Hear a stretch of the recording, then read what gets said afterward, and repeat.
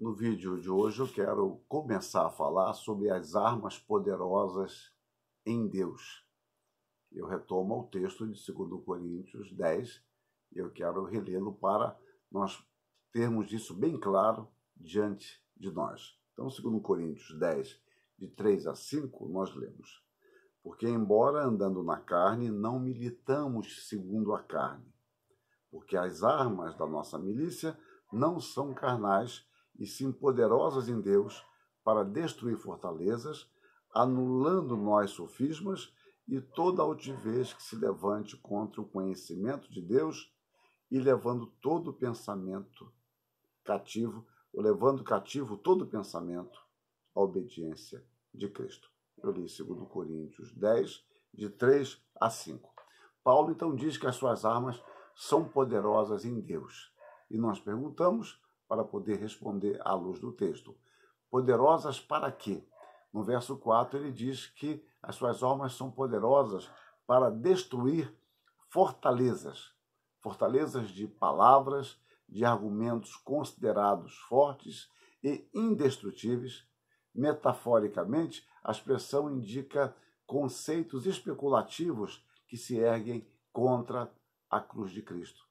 E ele fala no verso 5 também que as suas armas são poderosas para anular sofismas, toda a sabedoria carnal em oposição ao saber espiritual. E ele continua: e toda altivez que se levante contra o conhecimento de Deus. As fortalezas, elas são construídas em lugares altos, sendo, portanto, mais difícil combatê-las. E as pessoas tendem a se julgar seguras dentro das fortalezas dos seus argumentos contra o Evangelho. No entanto, os limites de pedra não servem de obstáculo para o poder do Espírito Santo de Deus. Corações de pedras são transformados pelo poder do Evangelho, porque o Evangelho é o poder de Deus para a transformação de todo aquele que crê. Então os homens podem estar aparentemente além da salvação em suas fortalezas bastante sólidas. No entanto, elas não servem de empecilhos para Deus.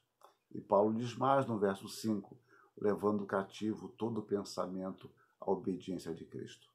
Os homens, dominados e fascinados pelos seus próprios pensamentos, rejeitam a Deus. Eles partem de uma cosmovisão onde Deus é o grande ausente, repudiando qualquer tipo de pensamento que os leve a questionar as suas próprias estruturas, que, dentro do seu parecer, estão tão bem estabelecidas pelo senso comum de seus companheiros, que são também dominados pelo pensamento secular. Ou seja, eu encontro aqui uma retroalimentação. Eu creio que meu pensamento está bem fundamentado. Meus companheiros creem também que meu pensamento está bem fundamentado, porque é igual ao pensamento deles. Então, assim, eu me alimento na certeza de que estou certo, de que eu não estou sozinho. Eu me alimento desta convicção e isso me traz uma falsa segurança. A figura usada por Paulo representa a imagem, e eu abro aspas para um autor chamado Colin Kruse, de uma fortaleza rompida. Os que ali dentro se abrigavam por detrás de muralhas estão sendo levados em cativeiro. Assim é o propósito do apóstolo. Não é apenas demolir os falsos argumentos, como também conduzir os pensamentos das pessoas sob o senhorio de Cristo. Seu apelo como apóstolo era implantar a obediência por fé entre todos os gentios. Romanos 1,5, fecha aspas para a citação de Colin Kruse. Paulo, ele estava ativamente disposto, lutando para romper as fortalezas dos falsos argumentos, conduzindo todo o pensamento ao senhorio de Cristo. Porque somente deste modo, por intermédio do crescimento espiritual que consiste na obediência a Deus, é possível que, inclusive, nós cristãos que temos um coração transformado, mas ainda assim mantemos e acalentamos resquícios do nosso pecado, mantemos uma mente secularizada. Então, somente por meio do Evangelho, que transforma e nos santifica, é possível que não mais andeis, como fala Paulo aos Efésios, como também andam os gentios na vaidade ou nulidade dos seus próprios pensamentos, obscurecidos de entendimento, alheios à vida de Deus por causa da ignorância em que vivem pela dureza de seus corações.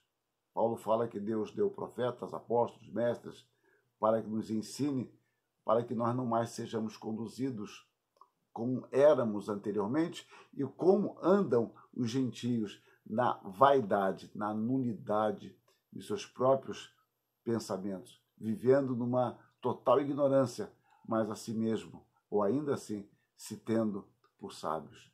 E quando Paulo prega em Atenas, ele vai mostrar que se Deus desconsiderou a nossa antiga ignorância, agora que ele nos deu a conhecer a sua palavra, torna-nos filhos da obediência. E ele não deseja que nós nos tornemos as práticas antigas dominadas pelas nossas paixões. E é isso que Pedro escreve às igrejas. Como filhos da obediência, não vos amoldeis às paixões que tinhas anteriormente da vossa ignorância. Repare, vossa ignorância, a mesma palavra usada por Paulo para falar da ignorância em que os gentios vivem. Portanto, meus irmãos, não há o que temer diante da oposição erguida contra o ensino da fé cristã. A sabedoria carnal é oposta à sabedoria espiritual. No entanto, a espiritual, a sobrepuja. Na palavra, nós temos todos os recursos necessários para combater o erro e apresentar a mensagem cristã de forma clara e objetiva. A verdade bíblica é capaz de apresentar de forma coerente a fé cristã e sobrepujar toda forma de pensamento que lhe é hostil. Mas como fazemos isso? Eu vou deixar para o próximo vídeo. Que Deus nos abençoe e nos dê ousadia em Cristo para apresentar o Evangelho com autoridade, com o propósito de, por graça, levar toda a mente cativa a Cristo. Que Deus nos abençoe. Amém.